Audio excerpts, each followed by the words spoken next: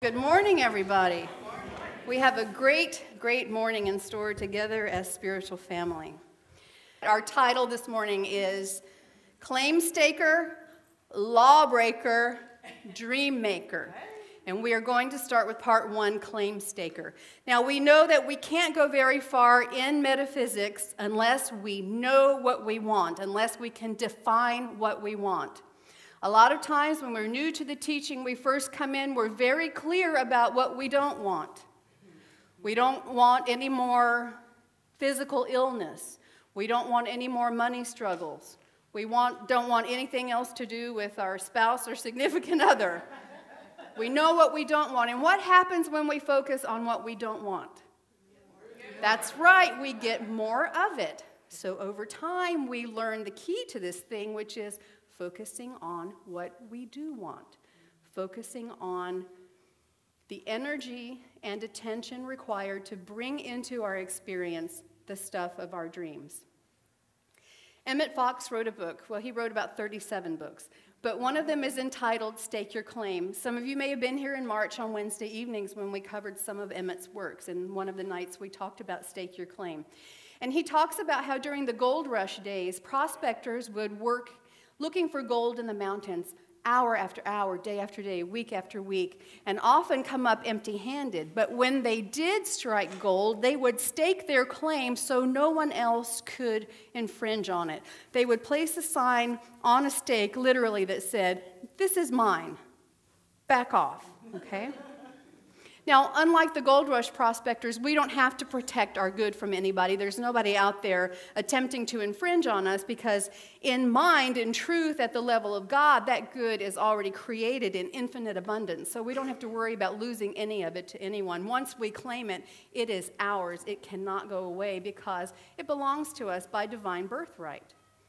So claiming our good is the most effective way to bring everything we desire into our actual experience. At the same time, we have to be careful not to claim what we don't want, right?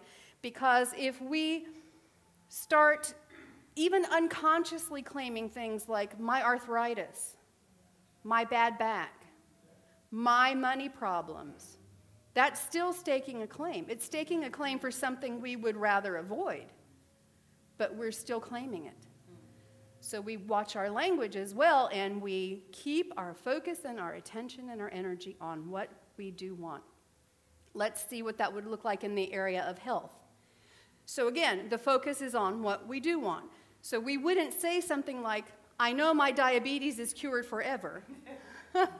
That would be a nice thing, but we don't articulate it that way. What do? If we desire health, we must claim every day that God is our source. It is the source of our health. We are its creation, so our health is perfect. Despite any appearance to the contrary, infinite intelligence is right now expressing as the health and well-being of our physical body. What about finances, prosperity? Again, we don't articulate anything to do with a negative condition. For example, we wouldn't say, I declare my money problems are a thing of the past. No, we don't put our focus there. What do? If we desire prosperity, we must claim, again, every day that God is our source, it is our prosperity, it is the source of all abundance, and it's ready to supply our needs and our desires and more right here and right now. The same is true for anything else we want to manifest in our lives. We recognize God as our source. We unify with it by seeing ourselves as part of God, and then we stake our claim. We stake our claim. Emmett Fox says, whatever it is you wish to bring into your life, stake your claim to it. Let's talk about the prospectors again for a second. Now, when they did stake their claim, they never said or wrote on their sign, I'm only taking the first 3 feet of this. Go ahead and help yourself to the rest. Or, I only need this particular vein for 2 or 3 days. Right? They didn't do that. Okay? They claimed the entire area forever. It was theirs. Done deal. Complete. And that's what we have to do too when we stake our claim. It's not enough just to have a little bit of a demonstration, right? We want a complete and permanent demonstration. I've been thinking about this a lot lately because a friend called me recently to report a financial demonstration she'd had. She was so excited. She said, I got the promotion I wanted and I got a raise. I'm like, great. And then she says, unfortunately, the company can't actually pay me the extra money until things get better for us financially. And I'm thinking, I don't like the sound of that. And I wanted to say, who's your practitioner? But I didn't because I secretly knew it was me. And then I thought, what's in my consciousness that is blocking her full and complete demonstration right here and right now? So I ramped it up. I staked a claim for her good, working in my own consciousness for her to have the promotion, have the raise, and actually see the benefit of that coming into her paycheck, her checking account, her spending, her saving, her sharing with the world. A full and complete idea. Spirit doesn't do part way or halfway or 3/4 of the way or a promise on paper or a title without any benefits to accompany it. No, no, no. God does not work that way. It's the whole thing. So we want to claim the thing we want and its fulfillment and permanence. Not just the idea manifesting in our lives, but its completion and its ongoingness. I love that word, ongoingness. How many of you have read Resume by Emma Curtis Hopkins? It's a tiny book of practices. Okay. At the end of lesson 11, yeah, my husband's being funny. He raised his hand. He happens to own the handwritten manuscript of Resume. Yeah. That's why I'm his wife, but that will be mine someday. Maybe sooner rather than later. Okay, but we're talking about Resume. At the end of lesson 11, Emma says, the whole of creation is complete now in the eyes of God. To see for 3 seconds a thing in its completeness, as it truly is to find the thing exhibiting itself to everyone as complete. 3 seconds, she says. Now think about it for a minute. Divine law is moving the cosmos for our benefit, on our behalf. The least we can do is devote 3 seconds of our affirmative prayer time to the idea of completeness. Seeing the thing we want unfolding in our experience in its entirety. Not a little bit, the whole thing. Not your boss says, I'm going to give you that raise, but the boss says, here's a check. Okay? Not the doctor saying, well, you'll get better someday, but you looking in the mirror and knowing, I am complete health right now. Okay? Not one of these days my kids will act right and my wife or husband or significant other will be perfect, but love is my experience right here and right now, completely without delay and forever. See, the law of attraction necessarily entails the law of fulfillment.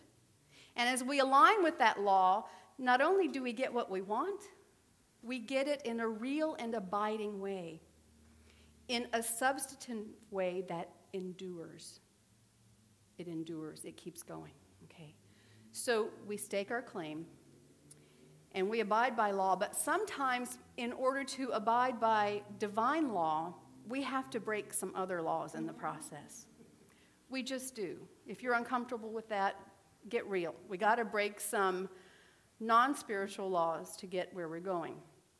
So sometimes if we want to be claim stakers, we also have to be lawbreakers. How many of you have never in your life broken a law? Let me see those hands again.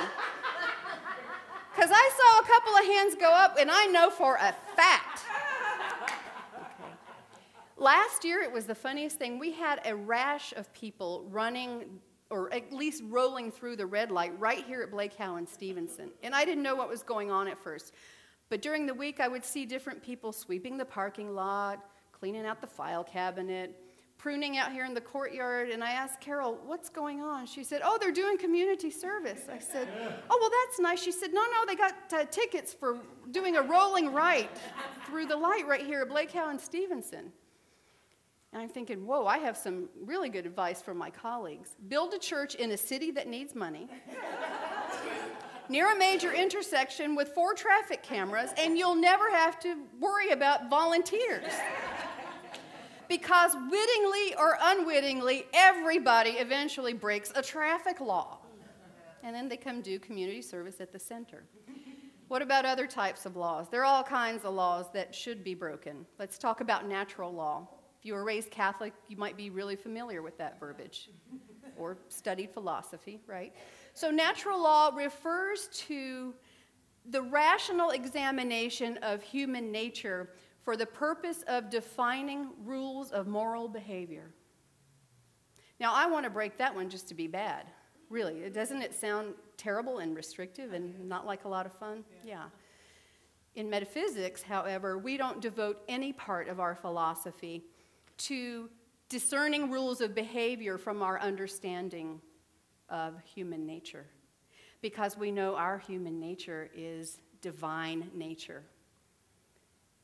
And from this assumption we make, there arise any number of claims, not the least of which is that we, as divine beings, are entitled to happiness and to the good, which we get to define for ourselves. No one else tells us what makes happiness real, what the good is, or how much we can have. We define that for ourselves. Now, what if we appear to get it wrong? And this can happen because sometimes in the process of learning about principle and how it works, it might not look exactly the way we want it to at first. And then we understand the connection between our thinking and our experience.